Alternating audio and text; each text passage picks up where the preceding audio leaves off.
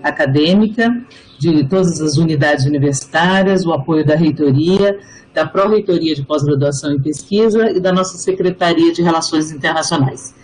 Gostaria particularmente de agradecer ao professor Daniel Feldman, professor Fábio Luiz Santos, que são os nossos professores e pesquisadores da Escola Paulista de Política, Economia e Negócios, a nossa EPEM, de Osasco, que são os nossos anfitriões para receber esse webinário, e também agradecer ao professor Bruno de Conte, que é do Instituto de Economia da Unicamp.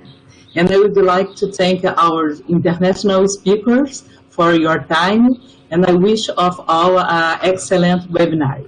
Thank you. Thanks, Professor Lia. Hello, everyone. It's a great pleasure for me to be here and a great pleasure to chair this session. So I'd like to thank the invitation of Professor Daniel Feldman and Professor Fábio Luiz Barbosa dos Santos. It's really a pleasure to be here in a session which will discuss, and I'm not exaggerating, one of the most important topics nowadays when we try to understand the world, which is the rise of new authoritarianism and the crisis of capitalism from the perspective of the global periphery. One of the examples of how important this topic is comes from the way the whole world has followed the elections in the United States of America. So it has been probably the election in which more attention has been paid in the whole world, precisely because there are many things that are involved in the election of Donald Trump or Joe Biden. This phenomenon is not only concentrated in the US or in the central countries, but it has manifestations in many other countries in the world, in the periphery or semi-periphery of the world. That's why this group of professors is getting together, so it's important to mention that this is not a random webinar. It's a group that has been organized thanks to the initiative initially from Professor Fábio Luiz Barbosa and Thomas Gerox that invited all of us who are here to start discussing this issue in many diverse countries in order to try to identify what is common in these trends, in this rise of new authoritarianism in countries like Brazil, Hungary, Zimbabwe, India, Turkey, Philippines. I suppose I did not forget any country, and obviously the USA. And so there are many things in common, but obviously there are also differences. So in terms of the support of the national army or not, the support of the church or not. So it's very important for us to discuss in details those specific cases in order to understand this global wave, but also the specificities of each country. We already organized one webinar 1 month ago in which US, Philippines, Turkey, and India were discussed. And today we have the opportunity of discussing, having this second part with discussions about Hungary, India, Brazil, and Zimbabwe. So I will directly give the floor to our very special speakers, thanking them a lot by being here. And we will start the presentation with Thomas Gerox from the Sociology Department of the State University of New York, Binghamton in the United States of America, and he's going to talk about the Hungarian case. Thanks a lot, my colleague and friend, Thomas Gerox. You have 15 minutes, please. Thank you for the invitation and for the nice introduction, Bruno. Yeah, let me start with a one-sentence introduction. I'm also part of a working group for public sociology, HEYZET, the Budapest-based initiative, and I'm presenting like a brief overview of one of our papers that was actually informed by this collective intellectual group's work. The methodology which we use and which I'm going to elaborate here, so this will be more like a methodology-focused talk, is informed by critical international political economy, within which we are interested in state and class formation within a broader global historical context, for which we use world systems and dependency theories for the global context, but we also looking at the state policies and class reconfiguration and class formation within the states, and that is based in something like a neo-Gramscian framework, if I might say. So let's start with a bit of a historical background, because for us this is really a historical analysis that I hope we'll have time to kind of end up in the present conjuncture and to open up some questions about the trajectory. So the kind of question or the story for us goes back to this country, Hungary's integration, or rather reintegration into the world economy, into the capitalist world system, that goes back at least as far as to the crisis years or crisis decade of the 1970s. It was still under a state socialist political and ideological construct, but it was heavily informed and adapted into capitalist social relations according to our approach and understanding. At that time, due to a part of this process of integrating into the world economy, a model, an accumulation model, maybe an accumulation regime appeared in the early 70s in Hungary, which we call the bridge model, which comprised of two major pillars that I think is important to highlight a bit. You have a more detailed discussion in the paper. One is this external aspect that Hungary was compelled to intensify its trade with Western capitalist states to import technology that it could resell in the common state socialist regional integration, for which it needed to sell subsidized raw materials, mostly from the Soviet Union in the form of crude oil, that helped it to cover the trade bills that was obviously in hard currency, in US dollars and German mark, with the West, and which was difficult to produce at the time. The other pillar was the internal. It was a compromise that evolved after actually 1956 Hungarian Revolution between two major economic lobby groups, an agrarian and an industrial lobby group that had somewhat different interests, and that mirrored a very peculiar semi-peripheral economic structure, I think highly comparable to, for example, interwar Latin American history, that followed an import substitution and industrialization, mostly in the Comecon, but it depended on Western export that was an traditional agricultural export. So this was a kind of a political compromise upon which the bridge model was built, but it was a very temporary state of events, and the model came under large pressure by the second half of the 1970s, earlier 1980s, due to mostly external changes in the international environment, mostly in terms of finance and trade. Terms of trade changed after the oil price shocks, and there were unfavorable conditions arising in the international financial markets that all culminated into a very heavy increase in external debt, indebtedness. Especially after 1979, it got something out of control, and it forced reorganization of this regime, the political and somewhat social bases and structures of these regimes. What we see happening from the latter part of the 1970s is on the one hand, it happened in the Politburo, a rise of Western educated monetarist technocrats overtaking state policies, and they really favored Western orientational policy approach in terms of trade, funding, and liberalization in general. And we also see a change in the economic sphere, a kind of a rising autonomy of corporate managers, the spread and rising of something we call a petit entrepreneurial class in the informal economy that's somewhat outside of the state or in symbiosis of state enterprises. And we see a growing number of international capital entering through finance, banking, but also in production as well, in forms of joint ventures. So we regard this as an early proto form of property ownership that is culminating in a class relations, even under state socialism, but heavily under the influence or even auspices of international institutions, international financial institutions, for example, IMF, that Hungary has become a member state in 1981.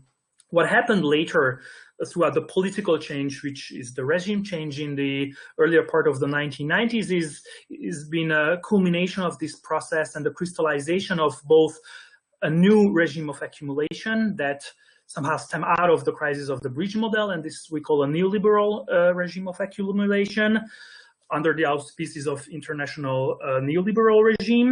And we see the crystallization of a new propertied class relationship by the early 1990s. This was done through the Washington Consensus in Hungary as well as in so many other parts of the semi-periphery. It inserted the kind of a shock therapy through privatization and liberalization. Hungary had to give up all aspects on its former industrialization, the ISI policies. There was a massive deindustrialization and loss of production capacity with a rising unemployment, something like the rebirth of the industrial reserve army. But we also see the phenomena of reindustrialization, of parallel reindustrialization by Western manufacturing corporations coming into the country using privatizations and using state subsidies and state incentives in specific export zones to relocate crisis-prone activity to this region. This is something like the maquiladoras in Mexico, if you still want to keep the parallel to the Latin American history. Hungary started to specialize in the lower end of these manufacturing value chains, particularly automobile and electronic. Through to this kind of a shock therapy and the consolidation of the neoliberal regime, we see an intensification of class struggles amongst the various fractions of these formulating, crystallizing, emerging propertied classes, particularly international capital that's been overtaking the economy in the neoliberal regime vis-a-vis fragments of the consolidated domestic capitalist classes that were pushed into very marginalized segments of the service industry. We see international capital not just in export industry, but in key domestic infrastructures as well, such as banking or media or telecommunication. The neoliberal accumulation regime that consolidated throughout the 1990s was based upon or rested upon the inflowing capital in the forms of FDI, foreign direct investments, and increasingly in the forms of EU transfers, EU subsidies. And one consequence that I've mentioned was that the domestic capital was very subordinated and subjugated to a kind of a domination of international capital. We see the exhaustion of this model by the end of the 1990s, early 2000s for manifold reasons. I will not have the time and space to explain this. It's more elaborated in the paper. One part of the exhaustion was the exhaustion of the privatization process and the slowing down of FDI. The other one was the state's regulatory capacity has become much more limited to reorganize these class alliances and to subsidize domestic capital as much as it could due to the EU accession in 2004. So the neoliberal regime turned into a crisis mode, and we see a rising oppositional party that entered actually into a government for one term that attempted to break up the alliance, the political alliance between domestic capital and the socialist liberal parties that was still formed during the times of the Politburo, and to reorganize domestic capital around the Conservative Party. This was the first term for Fidesz government.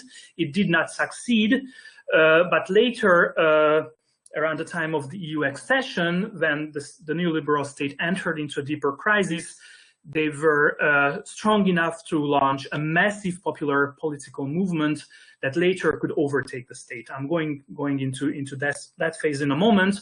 Just to name the causes of the collapse, one way of the crisis-prone neoliberal regime attempted to sustain its legitimacy was through privatized Keynesian policies by the 2000s, mostly by mortgage loan subsidies denominated in foreign currency.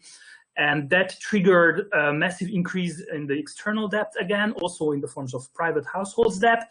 And that is a bubble burst by the world economic crisis in 2008 and 2009. And that really caused a massive wave of bankruptcies amongst households, corporations, but the state got close to bankruptcy as well.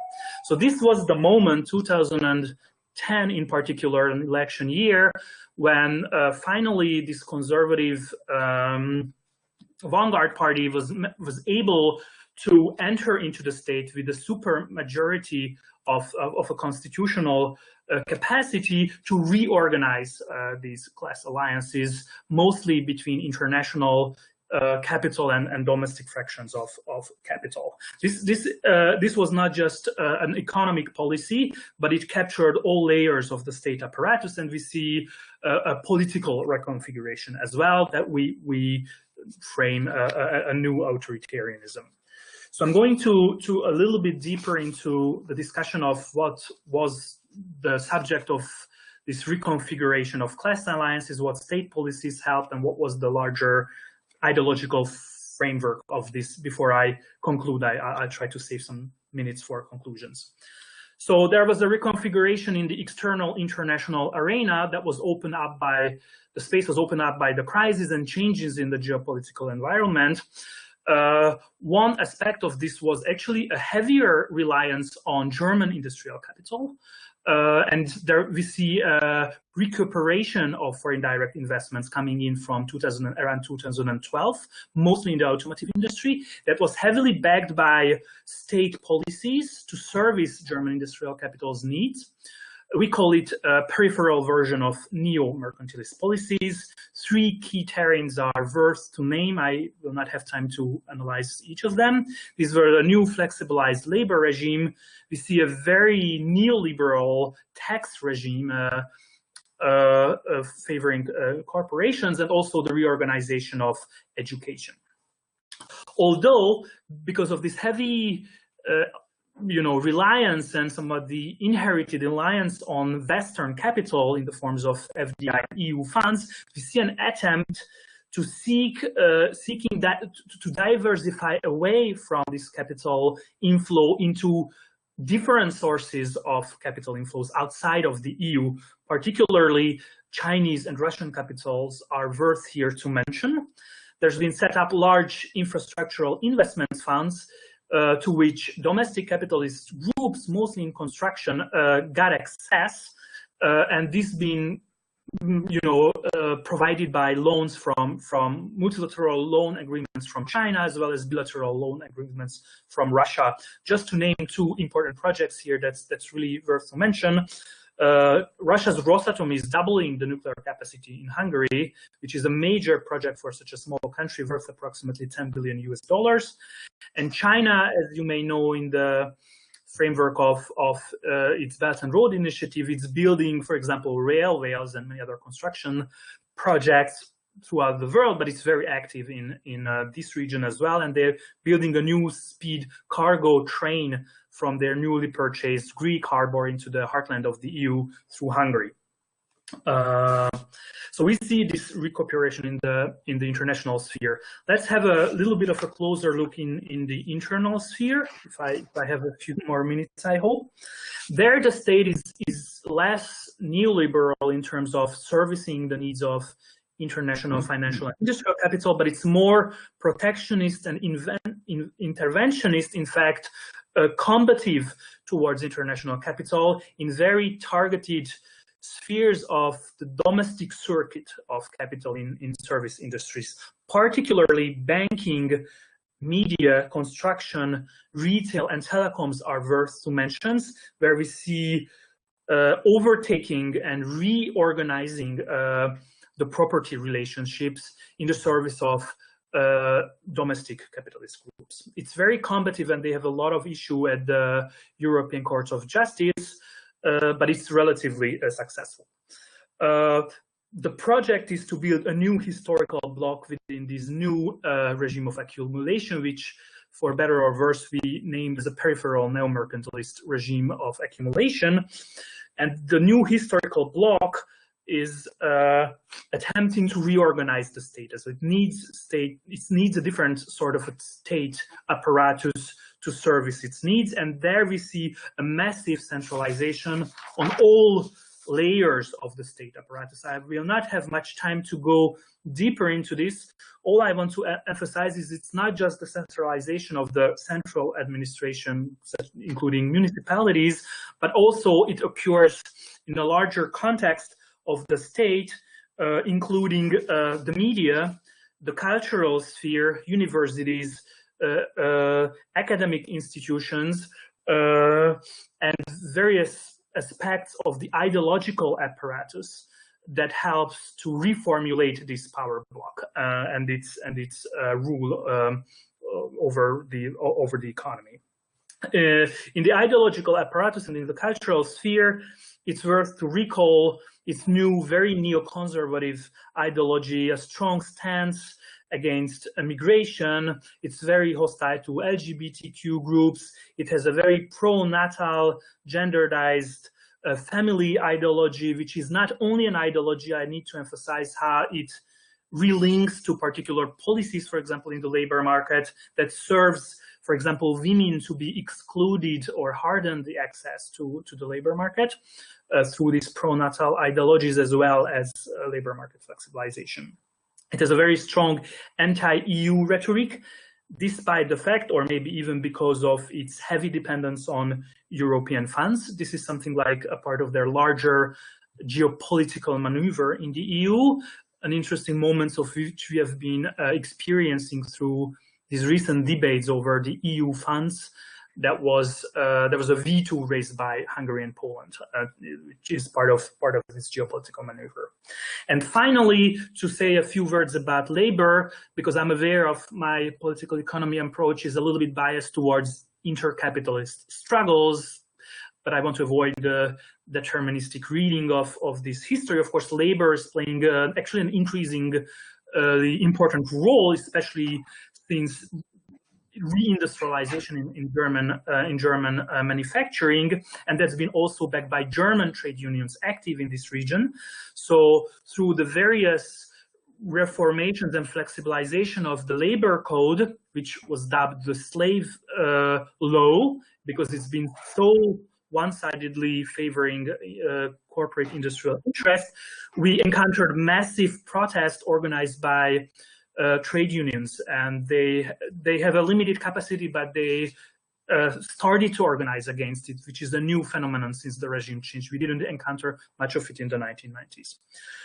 So we see a very much disciplinary labor regime, and it's not just coercive through the labor code, but it's also co-optive with the public work initiative that is a very important policy in rural areas to discipline or coerce this industrial reserve army that was born out of the neoliberal accumulation regime and the deindustrialization of the old socialist state capacity. So this group of people are reinserted into state employment in a way that's recreating a new patron-client relationships locally. It's organized by local municipals. They're becoming the employers of formerly unemployed people.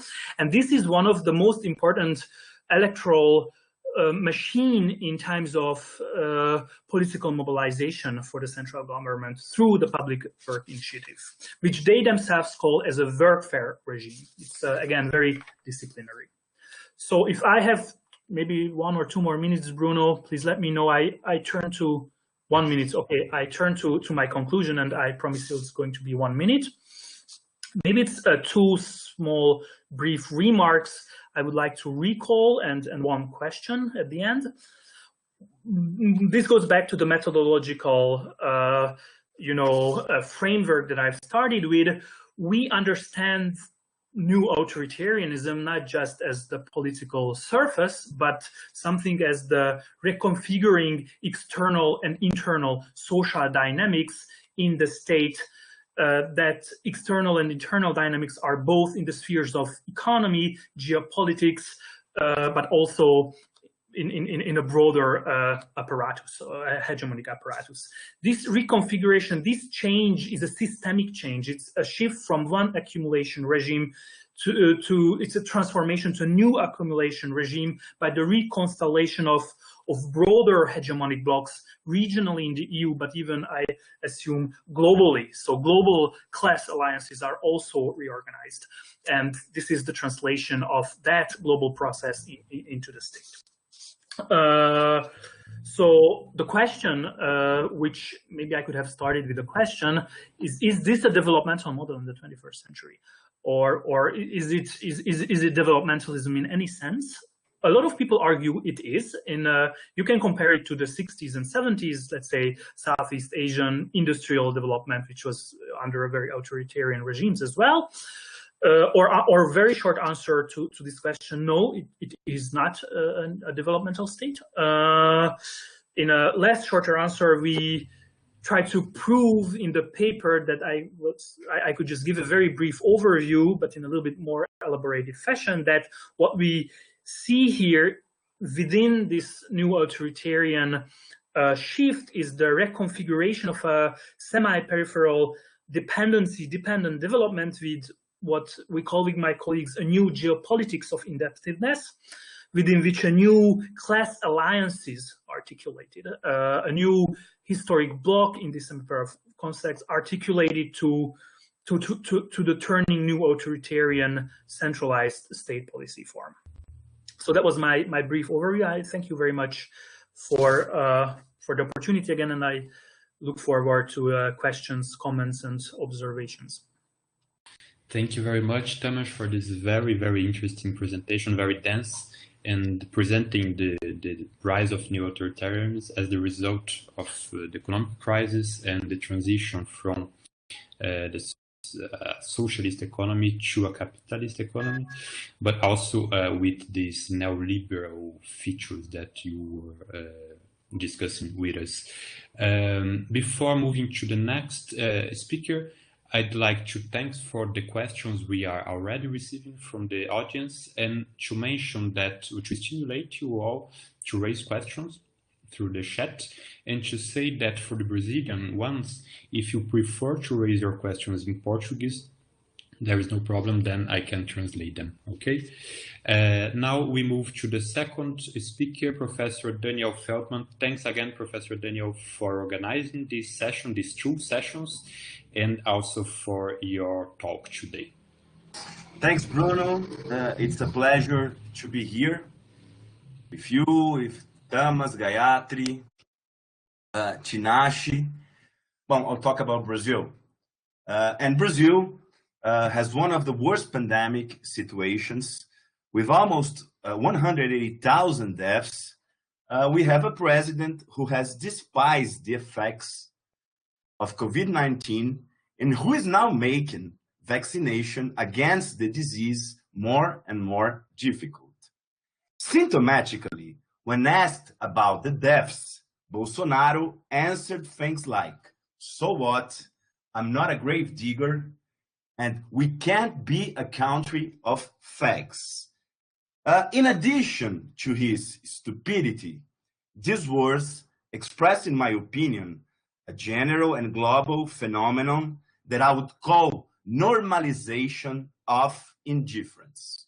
This idea is very important to me, normalization of indifference. In this logic, to preserve the economy, we have to accept loss of lives. In this way, Bolsonaro translates his motto, Brazil above all, into economy above all, or capital accumulation above all. Of course, this reveals a murderous thought, but at the same time, the Brazilian president reveals a truth and a real feature of our time. Because the economic logic of our societies is increasingly the acceleration of a process of growing indifference towards life.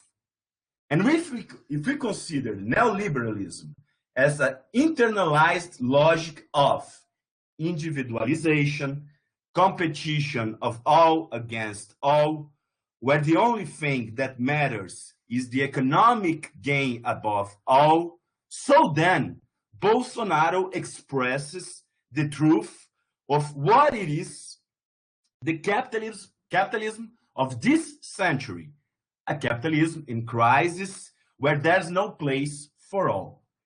It's this contest that allows Bolsonaro a politicization of aggressiveness, of social resentment, which combines well with his proposal that each individual should have a gun to defend himself. In Bolsonaro's logic, the social destructiveness must be assumed, and all those who point to something different are labeled as communists, social enemies, and so on. And this policy has been supported until now by a significant proportion of the population. One second point. Moreover, I think that the idea of normalization of indifference has to do with a peculiarity of Brazil, which is structural racism. The victims of the coronavirus are proportionally more numerous in the poorer neighborhoods, where there is a greater participation of the Black community.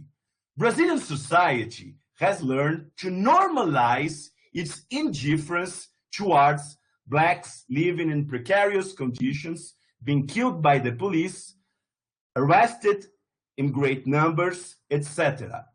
Recently in Brazil, after a Black man was murdered by security guards in a well-known department store on the eve of the Black Consciousness holiday, government representatives replied by denying the existence of racism in this country, reproducing the indifference to a chronic and decisive issue of Brazilian society. At the same time, it must be considered that despite Bolsonaro's terrible performance in the pandemic, and despite a series of accusations of corruption and involvement with the milícias, which are groups of criminal policemen, a process of impeachment of Bolsonaro is not in sight. Even if he has lost popularity, and even if there is a growing opposition from social movements, from part of the political class, and from the media against Bolsonaro, there is a process in Brazil that I would call normalization of Bolsonaro's government. And here we have peculiar and contradictory situation. A peculiar and contradictory situation. Bolsonaro has not a party. And in this sense, it's a different situation from that of Trump. And he broke up with many of his former important allies, like Rio and São Paulo governors. In the municipal elections last month, Bolsonaro was defeated in all the important cities. On the other hand, Bolsonaro has been able to approach the Centrão, the big center, a large group of opportunistic parliamentarians who support any federal government in exchange for funds and positions. And at the same time, it's very important to note in Brazil, there are thousands of military personnel in government, many in key positions, and they have now come to power elected, unlike the military coup of 1964. They will not easily accept the fall of a government that is also theirs. And they concretize in Brazil a mixture of vigilance and government that is typical of our neoliberalism. Finally, and important, the emergency aid during the pandemic even if initially against the president's will, increased the income of the poorest as never before in this country. And here we have a common proposal of Bolsonaro and many neoliberal economists to use privatizations and cuts in public services to finance a new basic income. Potentially, this agenda could be embraced by the poorest sections of the population. In a short-termism society in which the services and rights provided by the state are distant from the poorest people, this agenda would be totally rational for that population, even at the cost of the deterioration of public service and of state structure. In other words, we could have a potential massification of neoliberalism in Brazil. Another dimension of the Brazilian contradiction between opposition and normalization to Bolsonaro can be seen in his relationship with economic elites. In my opinion, capitalism in Brazil has no longer the means to resume its former industrialization or a sustainable process of expanded capital reproduction. The process that David Harvey calls accumulation by dispossession is probably the only remaining lasting path to Brazilian capitalism, and Bolsonaro is fully aligned with this process. The phrase of Environment Minister Salles, "run the cattle herd," that is, let's take advantage of the pandemic to pass anti-ecological legislation, is a whole program of nature destruction. And at the same time, in addition to making progress on privatization, the government aims to institute capitalization pension schemes, as well as more and more labor deregulation. However, the very feeling of instability, ungovernability, and chaos created by the Bolsonaro government also creates conflicts with economic elites. For example, partly because of the terrible reaction to the pandemic, external capital flights occurred this year, and the real was the currency that depreciated the most in the world this year. In addition, the xenophobia of the president and his family creates serious problems for a capitalism that increasingly depends on the exports of primary products to China. For this reason, the agribusiness sector, which is a big supporter of Bolsonaro, has now made harsh criticism of this stance. To conclude, I think we should relate the contradictions of Bolsonaro and Bolsonarism phenomenon with the objective contradictions of capitalist sociability, not only in Brazil, but everywhere. The big question is, in my opinion, what kind of society we are confronting? Bolsonaro represents the suicidal and destructive logic of capital, irrationality, uncontrollability, violence, etc. On the other hand, we have the attempt of the political mainstream and also of part of the left, even if there are differences, but they all try in different ways to contain the ongoing process of social disintegration. But in my opinion, these attempts at containment of the social crisis cannot prevent the process of accelerating contradictions since its base, it's the fetishist and impersonal process that stems from the reproduction of society itself. In a global situation of a triple crisis, a crisis of capital, a crisis of labor, and a crisis of the state, a country on the periphery of capitalism that a short time ago dreamed of entering the first world now faces the reality that is impossible to integrate its population into the economic and social dynamics. At the same time, we cannot get rid of the driving force behind the tendency of normalization of indifference, the abstract logic of value that is indifferent to anything other than its own process of self-valorization. Thus, the strength of the extreme right comes from the fact that it often sounds more realistic, more authentic.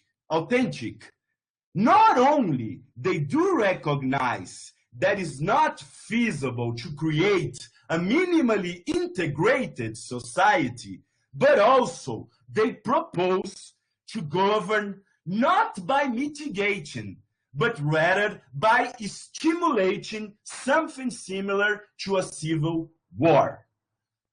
And so Bolsonaro may fall, Trump has been defeated, but in my opinion, without an effective perspective of changing this form of sociability, new Bolsonaros and new Trumps will emerge.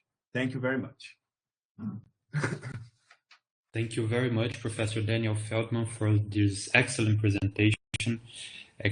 Actually, when one looks to the recent trends on the rise of new authoritarianism, it may appear that Brazil is a latecomer. But this is not true, and you remind us that we have roots in authoritarianism which come from our military period, but which comes also and mainly from our colonial history, which 3 centuries of slavery and so on.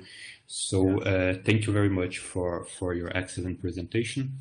Now let's move ahead, and it's a great pleasure to welcome and invite Professor Tinashe Nyamunda, who is Associate Professor of History at the School of Social Sciences at the Northwest University in South Africa.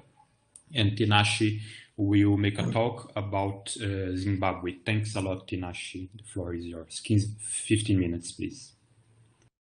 Okay. Thank you, Bruno, for inviting me, and it's a pleasure to join such a wonderful group of academics. I was really enjoying the papers.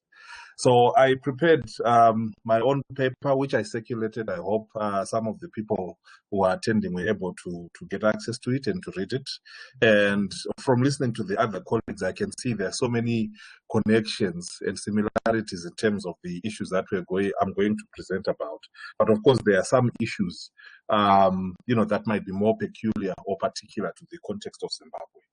So the paper I'm presenting here is looking at a specific type of authoritarianism, a new one, which emerged in Zimbabwe in 2017 following the so-called not a coup. They called it a smart coup because not much blood was spilled then. But it was a coup between comrades. The president of Zimbabwe at independence was Robert Mugabe after we gained our independence from Britain, but he had ruled for 37 years, and one of his close comrades whom he had ruled with since independence is the one who took over. His name is Emmerson Mnangagwa. So this is just for those who may not know the Zimbabwe context. Now, the title of the paper is Open for Business but Bankrupt, and it examines currencies, the new dispensation, and the Zimbabwean economy. Now, the whole notion of open for business, those are the catchwords in the presentation that I will give you. And the idea of the new dispensation is coming from the attempts by the new regime to try to establish a break between, from the past, between the Mugabe regime and the Mnangagwa regime. it was argued, or at least, the representatives of the new dispensation, of the Mnangagwa dispensation, were arguing that the reason that they wanted to take over from Mugabe was to try and rescue the Zimbabwean economy from the rot that had set in for so many years. Of course, when the coup occurred, they suggested that they were just targeting criminals around the president who had created a culture of corruption, that were taking advantage of the leader's old age and accumulating from connections to the president himself. So that was the justification that was given. But the reality was actually that the president had fallen out with the vice president for a number of reasons. Now, I will get to that. I'm just going to give a brief background to the different kind of authoritarian phases that Zimbabwe underwent. So, as I mentioned in the beginning, Zimbabwe gained its independence in 1980. I'm just looking at the time so that I don't go beyond 15 minutes. But it had to undergo a liberation struggle to try and gain its independence from the Ian Smith regime. And the Ian Smith regime itself had rebelled from the British, who wanted, the settler government to recognize the principle of majority rule, that it was inevitable. But they, performed the second unilateral declaration of independence in global history after the American one, of course. And for 15 years, they were regarded as a pariah state. Now, the nature of the colonial economy was such that it was based on racist policies and racist structures that excluded Black people from access to land, numerous economic opportunities, and so forth. And that was the basis of the struggle for independence. So Mugabe and numerous others of his comrades were involved in a fight against the Smith regime until they negotiated for independence in 1979 and they formed a new government in 1980. Now, the challenge that they faced was how to reconstruct the structure of the colonial economy and transform it to include everybody else. So this was the sort of dispensation in the 1980s. But with that dispensation, people were not aware that this was a kind of new authoritarianism that was emerging from the old late colonial one under the Mugabe regime. No sooner after independence, Mugabe started to deepen his tentacles of political control, particularly because not much transformation took place. Now, a lot of scholars have argued that the reason why very little transformation took place in the first sort of 17 to 20 years of the country's independence was because of the limitations of the independence constitution, which restricted the redistribution of land that had been owned by white people to the generality of the population. However, Mugabe had accepted this, and as one of the ways to try and give the impression that they were trying to meet the demands for transformation, he appointed technocrats, so-called economic experts. And in fact, the first minister of finance in Zimbabwe was a man called Bernard Chidzero, who had worked for various international institutions, including I think what became the World Trade Organization and UNECA, the United Nations Economic Commission for Africa. And, his education had been in the United States and at Oxford, where, he was persuaded by neoliberal discourses of running the economy. So when he came, his focus really was on managing the economy with the structure that it actually had at that particular time without really transforming much. But it was, no sooner than the first 10 years than the government realized that without fully transforming the economy, they were never really going to be fully productive, and they turned by 1982 to the IMF and World Bank to start seeking funds. By the 1990s, they had been forced to implement the structural adjustment programs, which I don't think I need to elaborate on because people are, I'm sure the audience is fully aware of these kinds of debates. But by the end of the 90s, the crisis emerged, and then there was a deconstruction in this idea, this notion that there had been a sort of democratic dispensation in Zimbabwe after 1980. And Mugabe became increasingly authoritarian, looking to the army for survival, creating all of these networks with very strong men politicians, and his rule became entrenched to the extent that even elections were characterized by violence, and to sustain his support, he would give rewards to a lot of his comrades. Now, fast forward to 2017. By 2017, despite the different dynamics that had taken place in the interim period, including the formation of unity governments and so forth, which I could go on if people want to know a little bit more about that. A number of factions had begun growing within the ruling ZANU-PF, which was led by Mugabe. Because he was getting, much older in age, there were worries about who was going to take over, and the number of factions had begun to grow. And particularly 3 important factions had emerged. One that belongs to a person who had been a former strongman in the army called Solomon Mujuru, led by his wife. The other, led by the president's wife himself, called Grace Mugabe. And the last one, which was called the Lacoste faction, led by Emerson Mnangagwa. Now, the period between 2013 and 2017 was characterized by all of these factional fights in which the Mujuru faction got eliminated, and the last fight was between the Mugabe faction led by Mugabe's wife and the one led by by Emerson Mnangagwa, the current president. So when Mugabe fired Mnangagwa to ensure a hold on power, that's when the coup then occurred. So more than really worrying about the nature of the economy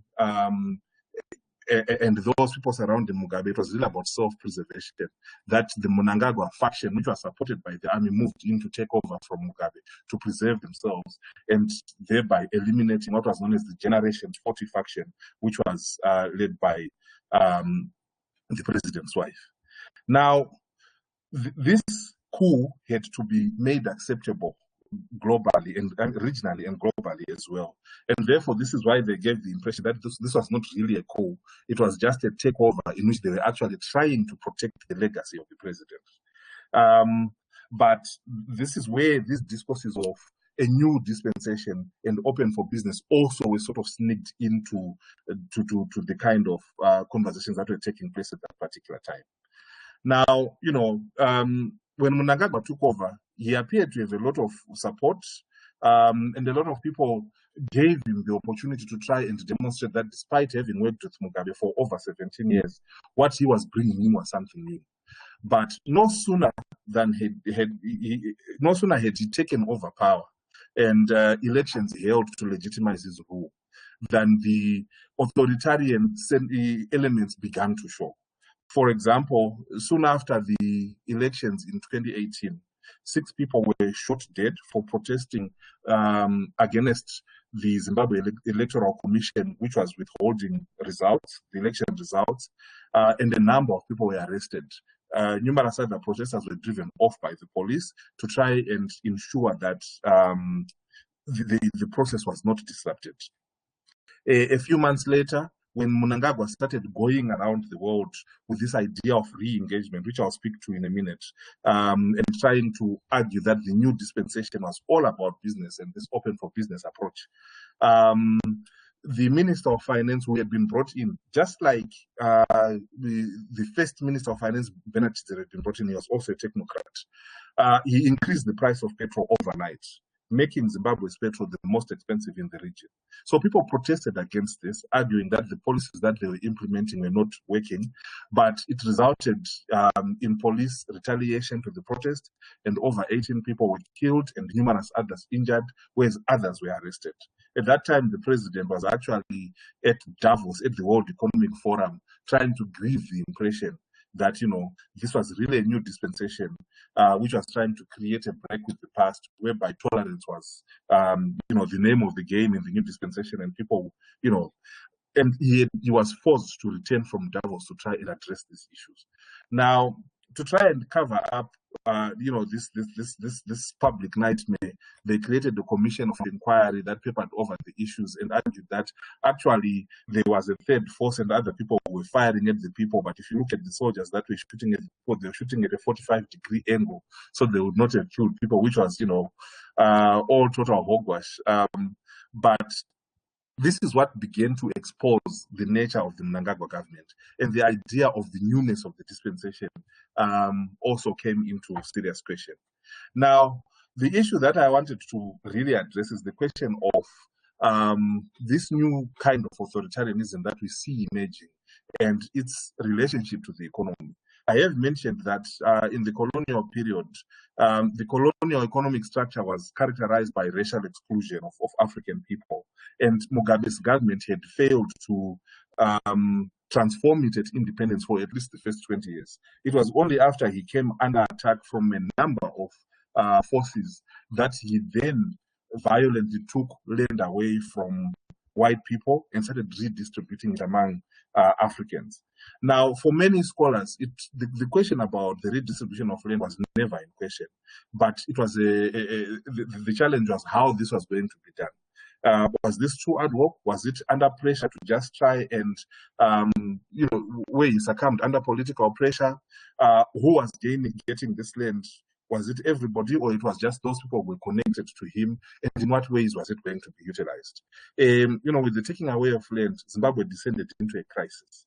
Now, the crisis that they descended into was such that they started facing a number of sanctions from the United States and the European Union. I'm not going to get into the details of that.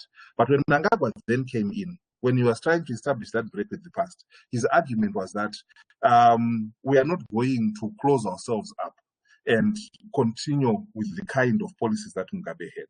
He even suggested that he was going to call back the white farmers, and the bill was actually put in government recently, where he was going to compensate all of them monetarily and try to give some of them back their land, which is a very unpopular decision he made, and a lot of people are beginning to question that. And all of these overtures were made to try and give the impression that he was turning over a new leaf. And this was the position that he was taking to say that Zimbabwe is open for business.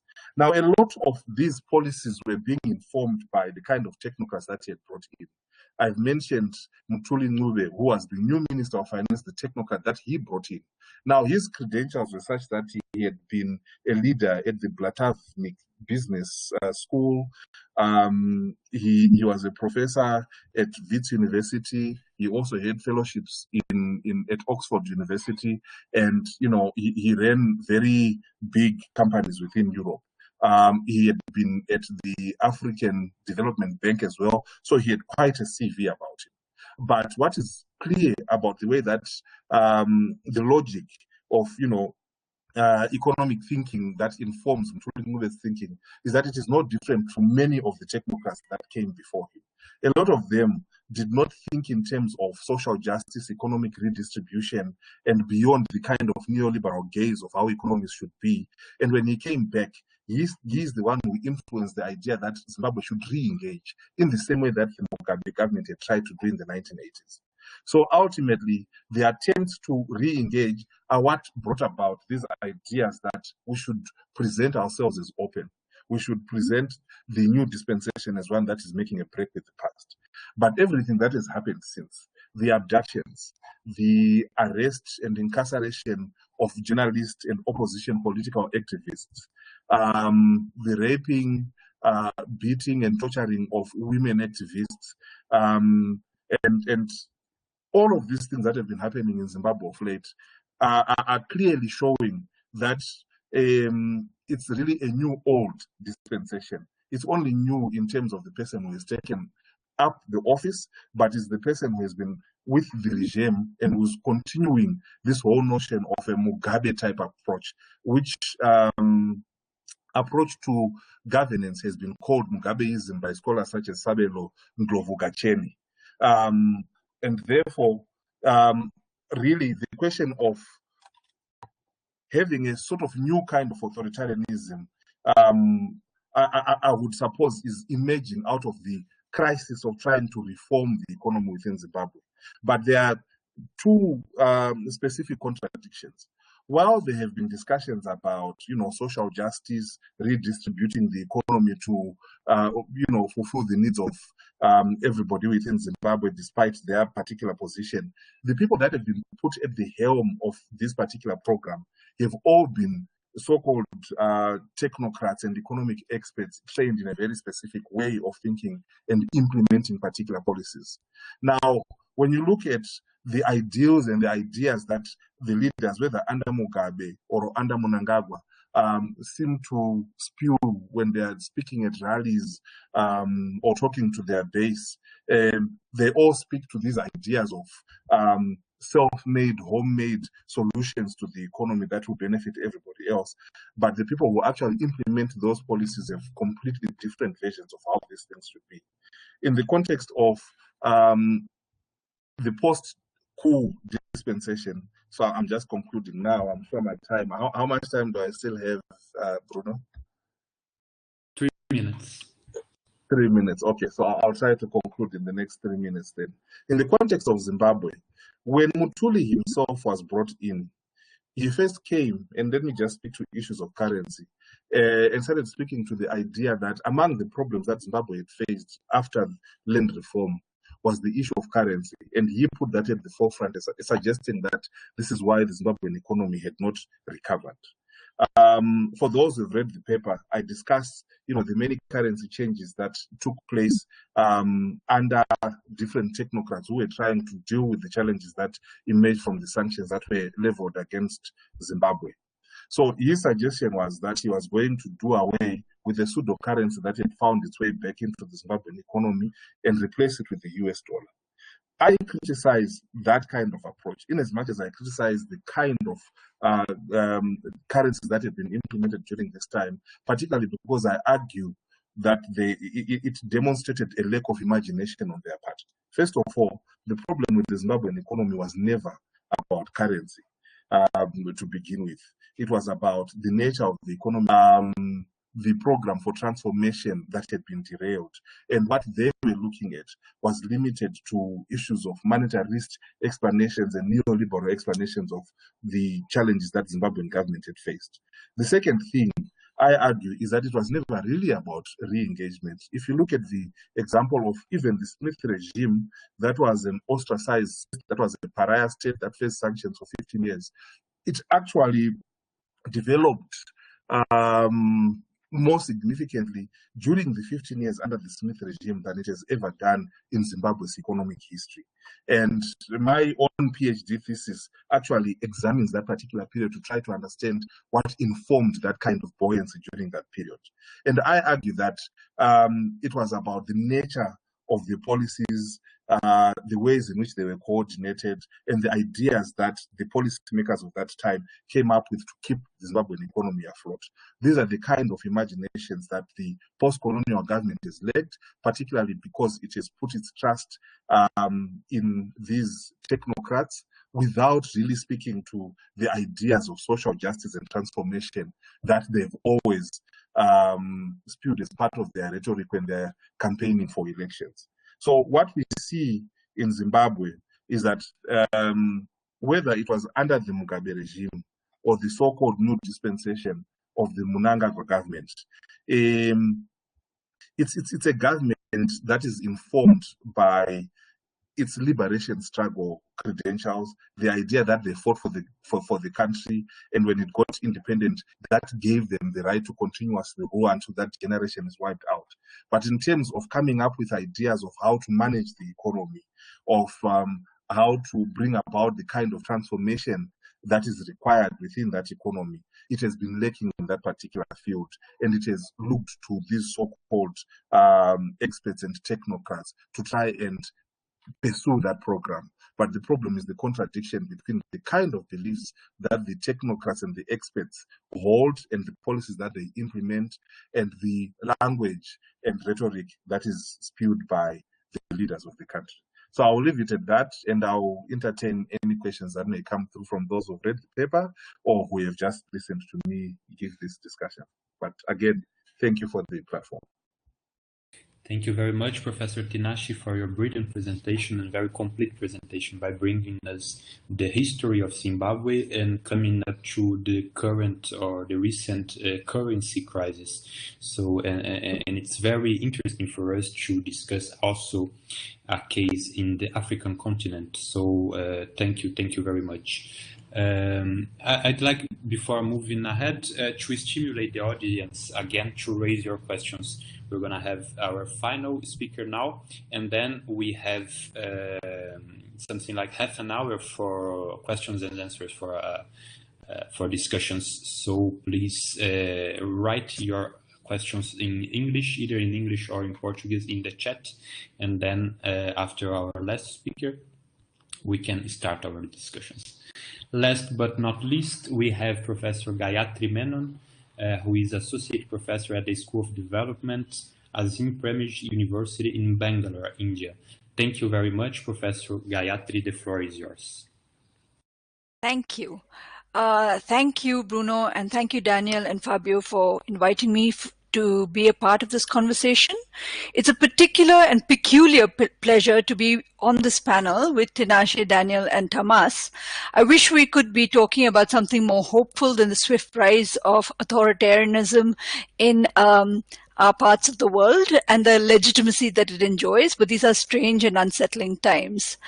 The ideas and the analysis that I'm presenting today emerged in conversation with Aparna Sundar, who some of you may have heard in early November, and Alf Nielsen as part of a broader group of scholars who in the BRICS countries working on authoritarianism.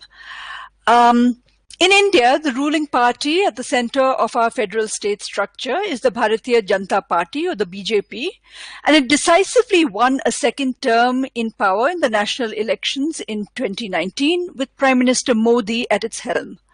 Their Hindu nationalist ideology, otherwise known as Hindutva, appears to further entrench itself as the cultural framework through which the nation is coming to see itself and its future.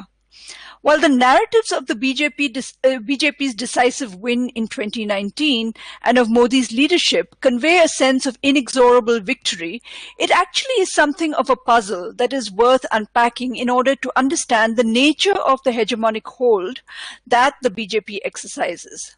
It's a puzzle because this decisive win, so to speak, is located in a context of objectively deteriorating material circumstances. Circumstances whose decline has been hastened in no small part by some of the spectacularly disastrous economic policies executed by the Modi government. What we see time and again, though, is Modi and the BJP emerging out of these policy disasters, not just unscathed, but reinvigorated, and the narrative of their supremacy counterintuitively just gets stronger and stronger. I use the term spectacular quite deliberately. The preferred mode of governance by this party and by Prime Minister Modi has not been deliberative. So many of its legislations have been pushed through via fiat. And so their preferred mode of governance is through the staging of spectacles. It wouldn't be a stretch to call them made-for-TV spectacles, since that appears to be Prime Minister Modi's way of engaging the nation via televised, highly choreographed speeches rather than parliamentary debates. From the demonetization move in November 2016 to the lockdown that was announced in March this year, the nation in each instance, the nation was given 4 hours notice via television before the carpet was pulled out from under its feet. In each instance, the announcement of a policy was followed by a sharp free fall in the material circumstances of much of the nation. And in the elections that followed the administration of these nostrums, the BJP typically returned to power, gaining strength and legitimacy. So let me do some context setting. Well before the pandemic and the subsequent lockdown, the Indian economy was in trouble. In fact, the Modi government prevented the release of the jobs report from the National Statistical Office before elections because it knew those figures would interrupt the aspirational Hindu supremacist emerging global power narrative that it was peddling, and clearly peddling rather successfully.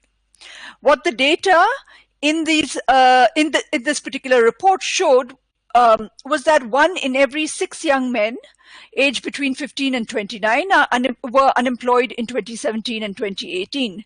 The employment figures and prospects, frightening as they are even worse for young women of the same age group, where we see 27.2% unemployment. And these disturbing trends are particularly acute in cities.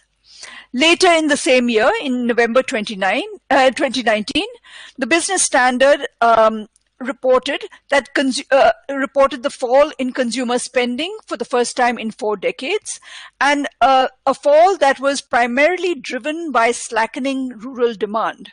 More worryingly, they reported a dip in food consumption for the first time in decades. Right? And the economist Himanshu pointed out that the last time we saw a decline in consumption was in 1972-73 during the global oil crisis. 6 months later, the lockdown made a bad economic outlook worse. Right? And yet this is the puzzle. In spite of the pandemic and the countrywide lockdown, in spite of the deteriorating economic circumstances, the Narendra Modi government's popularity remains high as it completes 1 term of its second term in office, 1 year of its second term in office. A recent survey showed that the government enjoys the support of 62% of respondents. So that's something that I've been trying to figure out.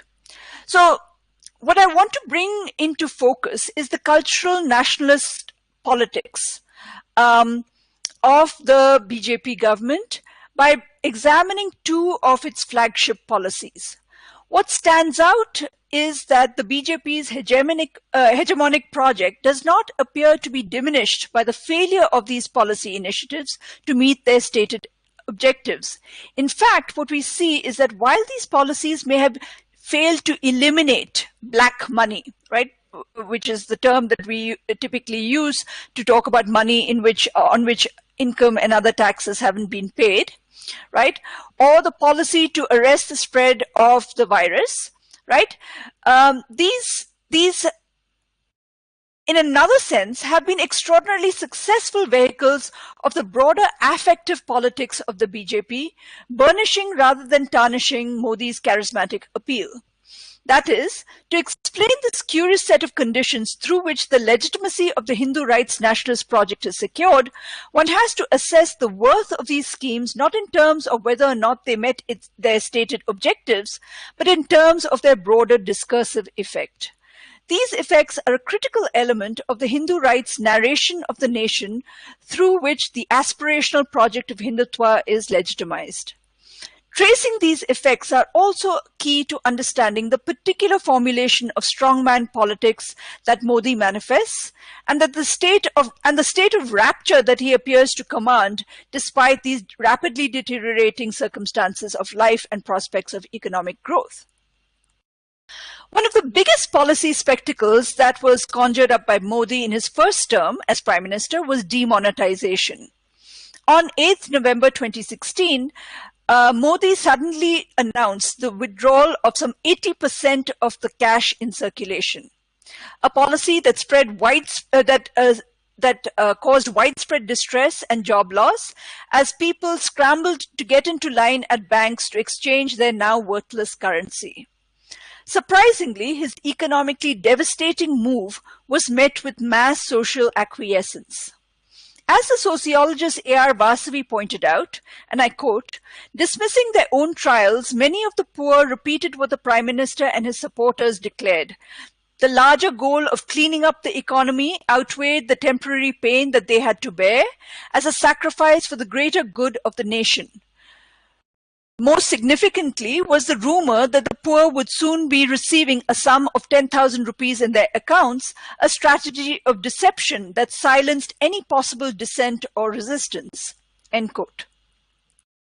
The initial narrative justifying this debilitating move was to rid the economy of corruption by targeting all those who held unaccounted money, and while the narrative has since shifted, the tropes deployed by Modi to assuage the millions of people whose already precarious livelihoods were destroyed or thrown into acute distress were straight out of the vocabulary of Hindutva. Demonetization was seen as a purifying ritual that would rid the economy and by association the nation of the corrupted elements that was seen to be undermining the inherent potential of India to assume its role as an economic superpower. It was a purifying ritual through which a new nation would come into being. The iconography, the references were firmly located in the vocabulary of the cultural nationalist project of Hindutva. The suffering that impoverished families underwent was folded into a narrative of national sacrifice, of yagna, a Vedic Hindu sacrificial ritual of purification. Through this framing, the loss of some estimated 1.5 million jobs was shown as a necessary, if painful, step towards India's march towards greatness that Modi was taking decisive steps to realize by ridding the polity of corruption. Accompanying the sacrifice of the honest but poor citizens of India was the assurance that their suffering was nothing compared to the suffering inflicted by the policy on the wealthy corrupt. A compelling narrative it would appear, for in the state elections that followed on the heels of demonetization, despite their economic devastation, the BJP was swept into power. 4 years after demonetization, as evidence mounts of the high costs of the poorly thought out policy, including reversals of infant mortality rate decline and the ineffectiveness of the policy in reining in black money, Modi appears to have emerged untainted by its failure. His strength as a strong man is undiminished, and his ability to rule by fiat and remain unaccountable has in fact been bolstered. Now I want to turn to the lockdown, which was imposed in mid-March, but I'm going to take a bit of a long route via Mahatma Gandhi. Gandhi, as you can well imagine, is a larger-than-life figure of the nation's history. His presence, however, is an inconvenient one for the BJP. It is a party that is part of a broader Hindu supremacist movement that fervently disavows, despises even, the idea of India that Gandhi delineated and has among its more celebrated members Nathuram Godse, Gandhi's assassin. Rather than trying to erase Gandhi from the political landscape, what we actually see is the re-inscription of Gandhi, with Modi appearing as an avatar of the father of the nation, as a great soul, right, or a Mahatma. This mimetic Mahatma came into view most markedly during and since the nationwide lockdown ordered by Modi on the 24th of May this year. India's lockdown was novel in that it was staged as a spectacle. A sudden announcement of a nationwide lockdown, followed by a series of highly choreographed acts, from the banging of plates to the lighting of candles to the showering of flower petals, that demanded wholehearted participation from the nation. Like demonetization, where the population was given less than 4 hours notice that much of the currency that they had would be worthless at the stroke of midnight, the lockdown was announced by the Prime Minister on television, giving the nation less than 4 hours before everything would grind to a halt and everyone would be required to stay at home. As has been well documented, the lockdown precipitated the worst humanitarian crisis in independent India. As the crisis was unfolding and the nation was riveted by the spectacle of desperate caravans of migrant labor fleeing the city by foot and making their way to faraway villages, it appeared that this spectacle was threatening to overwhelm the strongman spectacle of total control that one imagines Modi was hoping to stage with this sudden lockdown announcement. The silence from Modi as the crisis unfolded began to seem like a rare misstep from a media-savvy and image-conscious leader. However, what we see emerging is a version of Modi as Mahatma, as he begins to assume the physical form and mien of a sage, or at least the popular imagination of one, right? The long beard, the long robes, as he sits sage-like in his garden feeding peacocks, rather more adeptly than Bolsonaro's feeding of the rhea. He is unmoved by the mounting toll of the lockdown and of COVID-19, right? And he is laying the ground for legitimizing the withdrawal of social welfare and abandoning the migrant labor and others whose lives have been wrecked by the lockdown, and he's abandoning them to their fate, right? In this sage-like avatar, the trials of the migrant laborers, the insecurely waged and the infected are not issues he stoops to concern himself with. But this lack of empathy, or what Daniel might refer to as indifference, right? But this lack of empathy or even recognition of the inhumane cost of his policies is not seen as a failure of his leadership, but as an expected response of one who has fashioned himself as a renouncer in the Hindutva sense of the word, as one who is detached and therefore is not perceived to be criminally negligent. It is this sage-like avatar that Modi, on the 24th of April, against the backdrop of these migrant labor caravans, exhorts to citizens to practice what he calls Atmanirbharta, or self-reliance. Atmanirbharta enjoys a surface similarity to Gandhi's idea of Swaraj, also self-reliance, but it is in fact firmly rooted in the neoliberal refusal to recognize a collective right to welfare. Whereas Gandhi's call to self-reliance was based on principles of autonomy, Modi's call is about the dissolution of any claim to welfare as an entitlement.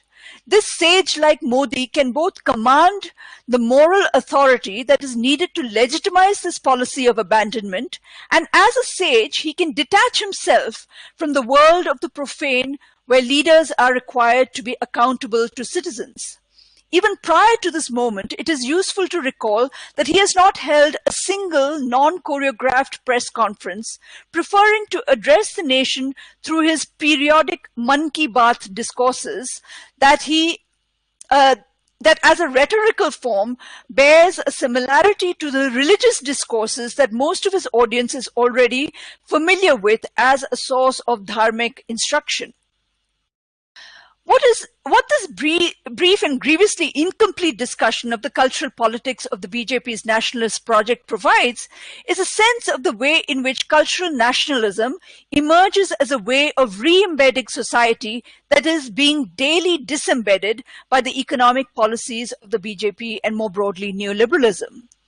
This hegemonic project is one that is furthered by vigilante mobs that wreak violence on those who the BJP and the broader Hindutva project has marked as dangerous, whose claims to belong are daily questioned, Muslims and lower caste populations.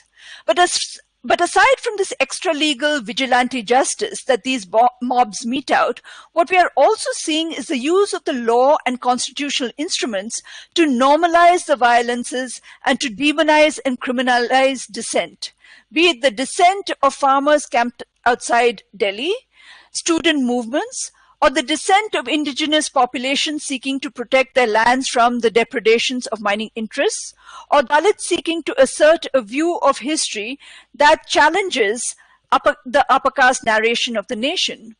Appadrai suggests that what we are seeing is the sacralization of the state, where nationalist politics are no longer an end, and I quote, but a means to the democratic installation of anti-democratic regimes. End quote. That is to say, the broader affective politics set in motion through the co-optation of national symbols, of national figures like Gandhi, and through ritualized national performances of sacrifices, purification, and self-reliance that I've described with respect to demonetization and the lockdown, these partner with a culture of impunity and become the hallmark of the BJP's majoritarian project and give shape and legitimacy to authoritarian governance in India today. Right now, though, there's some reason to hope, though, as thousands and thousands of farmers, accompanied by trade unions and other movements, are currently laying siege to the capital. The farmers have come well stocked and appear to be ready to camp at the capital's borders, at least until the crops are ready for harvest in April. So with that hopeful note, right, I give over to any questions that we might have as a panel, or that you might have specifically about the Indian case. Thank you very much, Professor Gayatri, for this very, very interesting presentation, which shows us that the challenges are higher than one can imagine. Because if the economic results of the previous governments are somehow responsible for the emergence of the figures we are here discussing, their economic failure, I mean, the economic results of their governments, even if they are a failure, are not enough for us to overcome these governments. So the challenges are really, really high. And I'd like to go directly to the Q&A session. We have a lot of things to discuss. And I don't think we will have enough time for 2 sessions. Let's see. So I'll make, let's say, a big block now. And then if we have time, we can come back for further questions. Taking advantage of my role here as the chair, I'll raise 2 questions for all panelists. The first one, I'll try to avoid the bad mood for all of us in this afternoon or evening, depending on where we are, by raising the question about the resistance. We are here discussing very heavy things, sad things, but we learn from Amílcar Cabral, among other persons, that the resistance will be finished only when they kill the last of us, and they won't do it. The population is there, is suffering the results of the governments, and I'd like to ask to all of you, how do you see the resistance in the countries you discussed here today? Are there important resistance movements? How are the social movements? Or it's a total nightmare? So this is my first question. How would you discuss the resistance movements in your countries? A second question, maybe related to the first one, how do you see the impact of the loss of Donald Trump in the US elections? Does it have an impact on the political scenario in the countries you discussed here today or not? Then I come to Professor Fabio Luis' question, also to all panelists. He asks you to comment the issue of fear in 2 senses. Do people fear the government? You discussed it. And the second sense, do these regimes mobilize people's fears as part of their strategies of legitimation in the 4 countries we discussed today? So is fear something that is mobilized by the governments or not? And then I have 2 specific questions for 2 speakers.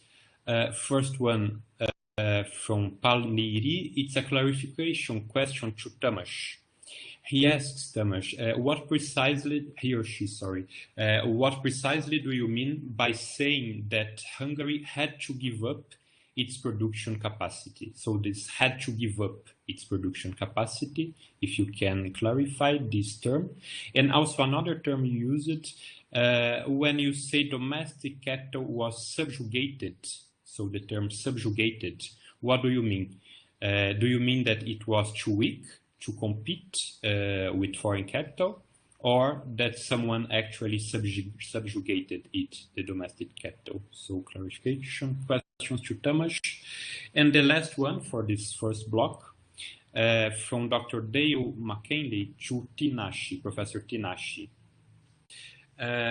He asks, he mentions the other side of the authoritarianism coin by saying that this other side are the actions of the people themselves, and more particularly in the Zimbabwean case, the main political opposition, the MDC, progressive civil society and workers. And then, quoting his question, in the context of over 90% unemployment, almost half the population in need of food aid, crumbling basic services provision and infrastructure, a crisis of food provision affordability, and the majority of the professional and middle class living outside the country, how can one explain the general acceptance of such conditions and political passivity of the people? So this was for Professor Tinashe. So the first three questions for all panelists, and then the two last questions, first one to Tamás and second one to Professor Tinashe. May we follow the same sequence? So starting with Tamás, please.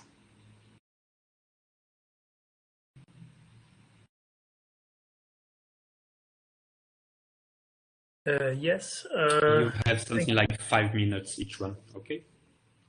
All right. Thank you. Yeah, I thank you very much and appreciate the questions. And yeah, I have to admit I was a bit vogue with, you know, it was a very brief discussion, and giving up is not an analytical category or concept to inform us about that very actually complex historical process that happened in that period. What I've meant by that, maybe in short, and again, it's more explained in the paper, is that this referred to the privatization process. So what happened is in the early 90s, particularly in 1991, that the Comecon market, into which Hungarian industry and much of the production was specialized, although it relied on technological import from the West, but it was not competitive in Western markets, that Comecon collapsed officially. Like there was a dissolution of that market. So even companies, relatively competitive companies that actually did sell certain products in capitalist markets at the time, for example, as far as I know, also even in Brazil, there were some bit of Hungarian electronic export, one company called Videoton at the time, but in other markets as well. They went bankrupt because of this complex mechanism that happened after the collapse of the Comecon.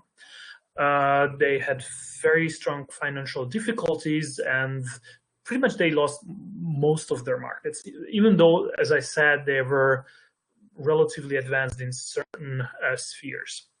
So what happened was that you still had this massive capacity, industrial capacity that was built up for a long history. A large part of it was built up after 1945, but even there were capacity from before. And on the other hand, the state was in a massive need of capital inflow because of the indebtedness it inherited, state socialist indebtedness. And in the early 90s, it was a very thin ice, so to speak, on which, you know, it had to manage its debt. So this compelled governments, any governments, including left-wing, right-wing, conservative, socialist, liberal governments, to get cash and to privatize these capacities. And then, of course, you had a lot of sociological and economic questions. What was the price? How was it priced? In general, I can tell you, due to under this massive pressure, they were very much undervalued and underpriced through various techniques, market techniques, but regulatory mechanisms as well.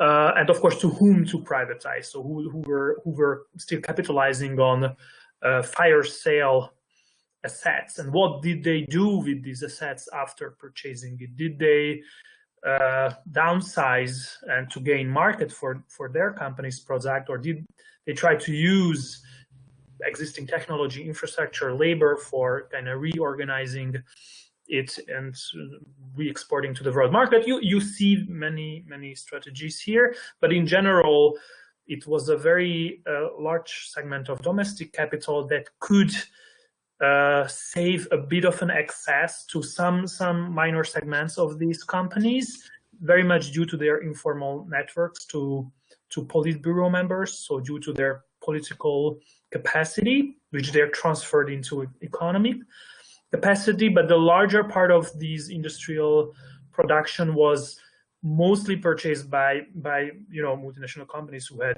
cash in foreign currency, and they could really pay the state. whereas domestic groups were not able to get access to hard currency because of restrictions in the banking, because they actually needed loans, so sometimes the state had to give them loans for the privatization. So that wasn't actually a good business from the point of view of the state. So maybe I try to explain what this means to have to give up Hungary. It was a vague description, and what this means subjugated in a sense of losing out in this competitive situation with international capital for the access to remaining elements of these economic structures that were largely built up by the import substitutional industrialization in the 50s, 60s, and partly in the 70s. I hope that question, that answer, spoke to your question. If not, please let me know. Maybe if I have a few more minutes, or 1 minute, I really briefly touch upon your questions, Bruno, and Fabio's questions. And I like the way you addressed it to, I always tell it to myself, this Gramscian phrase, pessimism of the intellect, optimism of the will. We have to have two in such a discussion and in our analysis. And of course, it's very pessimistic to see crisis evolving, whatever layer you take, but we have to remain, informed and optimistic about what possibilities we have to change the course of events. I try to avoid using the word resistance per se. For me, it's sometimes a bit militaristic, and at the moment, the situation in Hungary is not, I wouldn't say highly militarized, although it might turn out to be soon. Yet to see what I would want to tell, and that's where I finish. I hope it a little bit speaks to Fabio's question on fear and your questions on, which I would rephrase as a response from the left and from social movements to this whole crisis story, is that what was peculiar about the Orban regime, it's been in power since 2010, for 10 years now. It's not very new. It was one of the first, as they call themselves, illiberal regime to arise. And throughout this decade, they were lucky, I might say, to many respects. They had the rising FDI coming back. They allied themselves with German industrial capital. There's a lot of EU funds coming in. There was no global, it was a post-crisis period. It was over the crisis. They managed, the crisis was relatively managed by the time they entered into the power. So this was a bust period, world economically. And now it's over. So the question is, what's actually the system's response going to be to a situation which is a deep crisis again, a pandemic, and a crumbling of that political alliance that they've built. They might militarize. They definitely mobilize more hostile, aggressive rhetoric and ideology. We see more sorts of policing responses as well. But it's been not as militarized as I assume, for as far as I know, in Brazil it is, or even India is probably a case where you have a lot of street violence. We don't have that yet, fortunately. So my very short answer, we don't know. It's going to be a new era for the regime as well. And what I can safely say is that the response we have is systemic. So, it's not outside of the system how people react. And there is, of course, a growing anger. There is a disillusionment of this system, and especially their treatment of the pandemic recently. And you do have, I might say, maybe this is really the optimistic side of the wheel. Please treat it in its own value. But under such pressure, there's also a renaissance of, critical response, that people have to do something. They have to resist. They have to come together. Some of them for the sake of their own survival, because there's no other way to do it. So we do have a blossoming of various movements of new collectives, solidarity movements, building new commons, trying to get over urban rural divides. Of course, there's a mobilization of intellectuals, many of whom critical intellectuals have been expelled from the academia due to the centralization process I've mentioned, but these people are still around, and they are less tied to academic logic, so they gained in a somewhat sarcastic sense some more freedom or more space to rethink certain things and realign themselves to other social groups. So as in each crisis, there is a restructuring, and this involves deepening systemic flows, crisis flows, but as well as anti-systemic responses, and they come together and they transform the whole thing to something else, to something new. I see the anti-systemic part of this transformation in Hungary. Great, Tamás. Thank you very much, Professor Daniel. Don't feel compelled to respond to all 3 questions, but raise your comments on whatever you want. Yes. 5 minutes, please. Thank you, Bruno. Well, I think the question of resistance, I think the same structure that gives power to the extreme right, on the other hand, it produces resistance. It's the same process. It's like there is a contradictory process here. And in Brazil, I think that the next year economically will be very problematic, because I told in my first exposition that there is an agenda of making a new basic income financed on privatization and cuts in public services. But this is not certain. We don't know which policies will help the people that will remain unemployed the next year, for instance. And probably unemployment will grow in Brazil. At the same time, we have other economic problems and inflation that is important to the poorest sections of the population. So we have this situation that we have to deal with. At the same time, we have a society and a government that stimulates aggression against women. Before Bolsonaro was elected, I think we had one of the most important social movements in Brazil. Not him, not Bolsonaro, because of his misogynistic, machoist actions. And at the same time, it's important to note that in Brazil, during the lockdown, during the pandemic, the violence of police against Black people increased. There were many people killed and so on. And all these things brings resistance. The social movements are articulated. But what is the big question, in my opinion? I think there will be resistance, but I'm very worried. Which are our proposals to change this sociability? Because in my opinion, in Brazil, we had a left-wing government some years ago. Everybody in the world thought we were a kind of miracle. The poorer were getting more comfortable, social politics, and so on. Then we had an economic crisis, and the resentment of the society, the fears of the society became bigger, became stronger, and many people that supported the left wing started to support the extreme right in Brazil.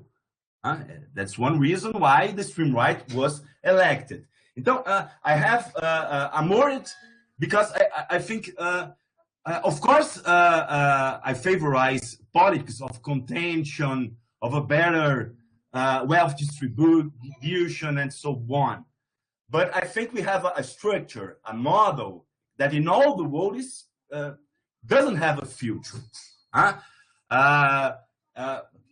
think that we have to do more than only contain this disruption, this very difficult situation. We have to imagine another forms of society, of relationship with nature. We have a huge crisis of labor that I think there won't be labor for the people. And these questions, in my opinion, they have to be addressed by the left.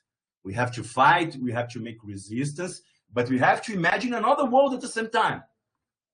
I would respond this question in this way. The question of the fear. Just if maybe 1-2 minutes. Yes. Okay, thank you so much.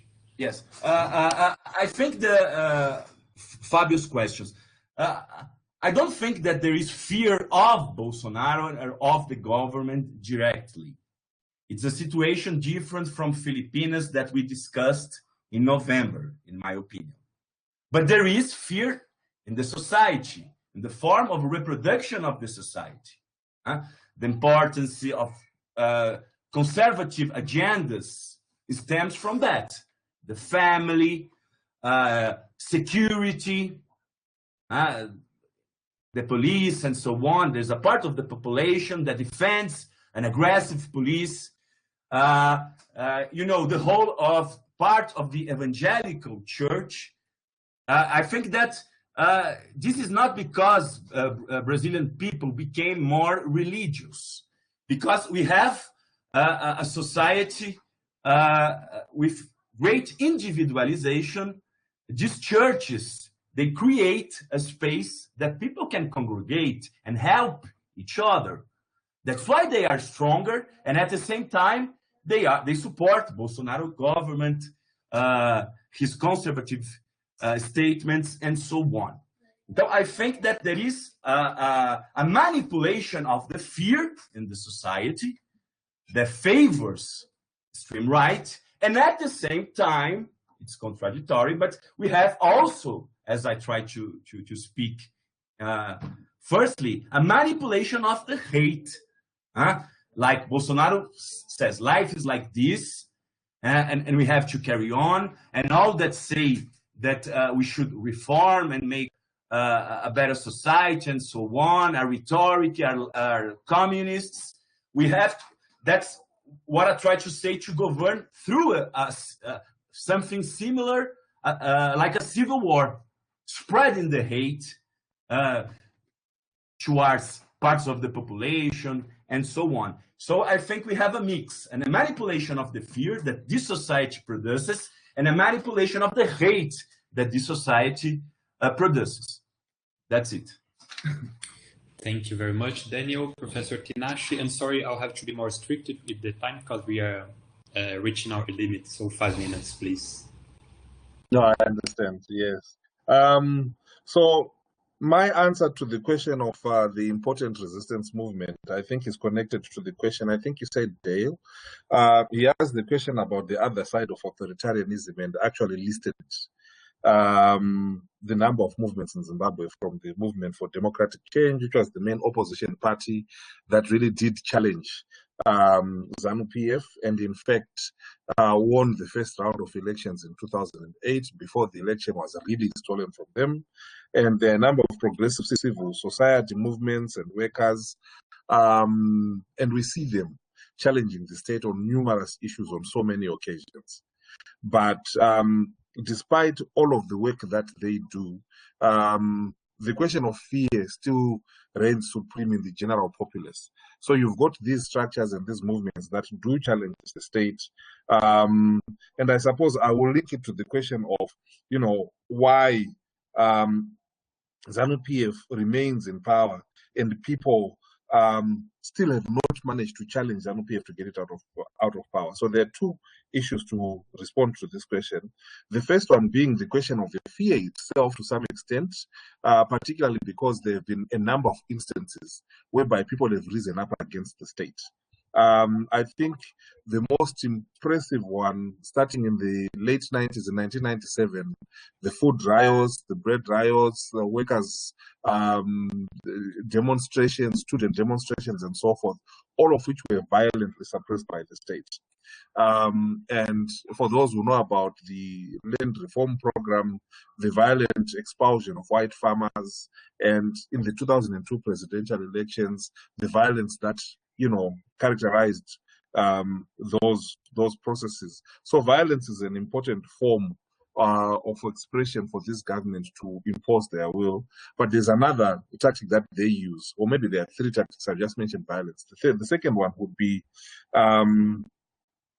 the use of access to opportunities. So, for example, people are so desperate with 90% unemployment that if you give them an opportunity to get a fishing permit so that they can go and fish and sell, or give them a piece of land, or give them a job that is connected to connections within ZANU-PF, that person is going to try to protect whatever it is that they've managed to secure, because they want to retain those kinds of privileges that they've been given through the networks that they have within ZANU-PF itself. The third thing, and I think which is also important, is the contradiction between the local authoritarian activities within the country and the international message that the leaders, particularly Mugabe, has led. For example, Mugabe has been popular for being anti-imperialist, going against Europe and America, particularly in the United Nations, and speaking a language that other African countries would want to, to communicate, but would not be so brave in doing. And this has earned him a lot of respect within the region, which is connected to the region's liberation war solidarities. So that has earned him a certain amount of respect from people outside the country, or at least when he was still alive. And for those within the country, it actually gained him a strong following. So it has left the country polarized to the extent that while there's a big opposition, there's also a sizable number of people who still support ZANU-PF, whether at an ideological level or for the benefits that they are going to get, or those who just fear being on the wrong side of the political spectrum. So I hope that partially answers the question of the fear. And when it comes to the question of Donald Trump sloth in America, he has clearly exposed the weaknesses of the electoral system within America, even if it's based on the electoral college system, which is different from Zimbabwe, where it's majority rule. The point is challenges that is making have given, I think, a lot of fuel to future elections within Zimbabwe, whereby they're going to say that no elections are perfect. If the Americans can do that, then why should they be able to comment on our own issues? And nobody right now is really interfering in the American election, which has been the language of many African dictators to say, you shouldn't interfere with our sovereignty, let us deal with our own issues. And really, the ways in which Donald Trump has responded to his loss has given fuel to all of these things. Now, this is also supported by the ways in which ZANU-PF itself, especially after the coup, has militarized the state apparatus. It controls the police and the military, definitely. Many of the ministers are ex-military officials. The Minister of Finance, the Minister of the Deputy President is actually the Minister of Health, although he does not have a medical degree. And, he's the retired General Chiwenga. And you've got many retired military officials in very high positions. And it's got control of the judiciary. So even if people are going to be arrested, like journalists, opposition leaders, or what have you, in most cases, they are fabricated charges. And the punishment would just be putting someone into further remand for 6 months to a year before the case is thrown out, but they would have managed to contain the kind of activity that, opposition leaders and civil society people or journalists, they would have managed to contain their voices and their activities. I hope that goes in some ways to answer the question that has been raised, and I think my 5 minutes are up anyway. Thank you very much, Professor Tinashi. Professor Gayatri, very short comments, 3 to 5 minutes. Thank you. Sure. Thanks. I think I'm going to start with Fabio's questions about fear and then work my way up to your question about resistance. You know, when we look at, I mean, one of the things that I was trying to lay out by providing this way of thinking about the cultural politics behind Modi's power, behind Modi's ability to withstand the economic disasters of his policies, was to draw attention to the fact that you know, this cultural politics is a politics that draws on fear, right? The fear of the other, right? And in the Indian instance, it would be the fear of the Muslim. It would be fear of the tribal population that is trying to retain hold of its lands. It is the fear of the lower caste population. This culture of impunity that has set in is one that is, I mean, the counterpart of the fear is also this culture of impunity that is kind of set in, right? Where you have, you know, vigilante mobs taking videos of of people being lynched, right?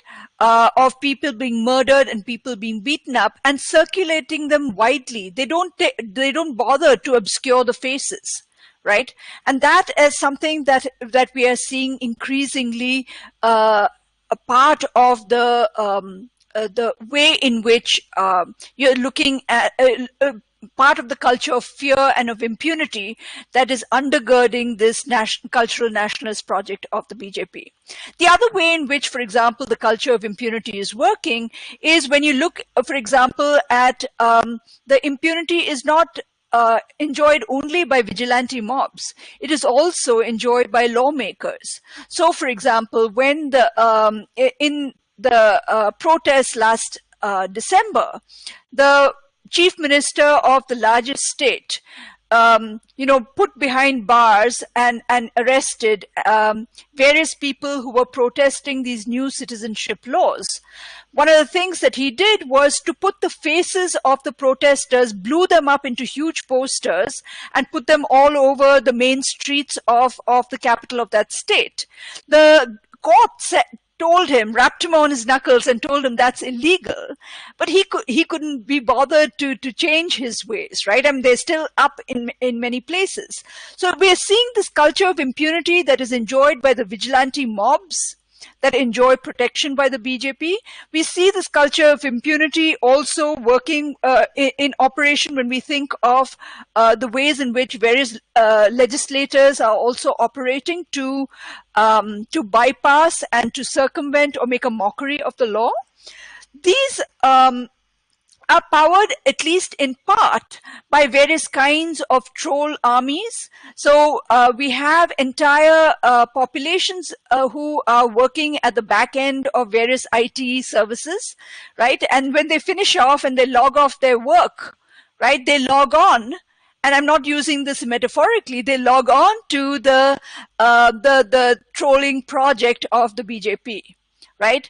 And there are entire people who will log off at a particular time when they finish their work for Amazon or you know, any of these delivery services, and you know, an hour later will log on to these WhatsApp armies circulating all kinds of false information, circulating all kinds of doctored videos, and circulating undoctored videos of violence that these vigilante mobs are taking. Now, how do we start thinking about resistance in this context? Right? One thing is quite clear. Pointing out the economic disaster of the policy hasn't worked. Right? So pointing out, trying to fight this by providing facts in a post-fact cultural project is something that is not working. And so one has to try and understand what are the ways in which we can take lessons from the resistances that we have seen, the resistance of the populations resisting the Citizenship Amendment Act, or the populations resisting the recent legislation on agriculture and labor. Right? Those are moral projects. They're not factual ones. And I think that's something that kind of intrigues me and interests me to try and see what is the way out of this. Thank you very much, Professor Gayatri. And some new questions are on the chat, but unfortunately we ran out of time. So I'd like to finish by thanking again, first of all, the Federal University of São Paulo for this initiative of international webinars, and especially to Professor Daniel Feldman and Fabio Luiz Barbosa dos Santos for organizing these two sessions. And obviously to our special guests, Professor Gayatri, Professor Tamas, Professor Tinashi. It was a very interesting session, and we hope to keep in touch discussing this very sad but important topic. I finished by saying that we have a project of editing a book, a collective book, precisely to discuss this specific case of authoritarianism, but also obviously this global wave. So it's still an ongoing project, but hopefully we will have a book and also new webinars in 2021 to keep discussing this very sad but important topic. Thanks a lot to all of you. Thanks, everybody. Thanks, Bruno, Gayatri, Tamas. Thank you, all of you. Obrigado. Thank you. Também que viram. Thank you for everyone. Nice. Bye. Thank you. Yeah. Thank you. Bye. Bye. Everyone.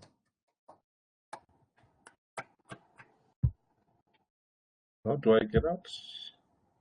How do I get out? How to get I out? don't know. Look. I've seen it. Oh, thank you for inviting me. I quite enjoyed it and benefited a lot. So let's see you next time. Please send me an email for this presentation. And Tinashi. Bruno, sorry for not answering your Trump question, but I'll think about it. We had no time. Actually, I made a very big block. It's a pity, but we will keep discussing it. Thanks a lot, Gayatri. Daniel, muito obrigado. Valeu, Brunão. Muito obrigado aí pela ótima moderação. Valeu, foi ótimo. Obrigado pela organização. Tchau, tchau. Depois manda pra gente também o link, né? Sim. O link do primeiro, ele tá no YouTube? Então, no canal? O que acontece é o seguinte. O problema é que para liberar o link para divulgação pública... Tem que ter autorização. Então, eu não consegui... No primeiro debate, até agora não consegui dar a cefica. Perfeito.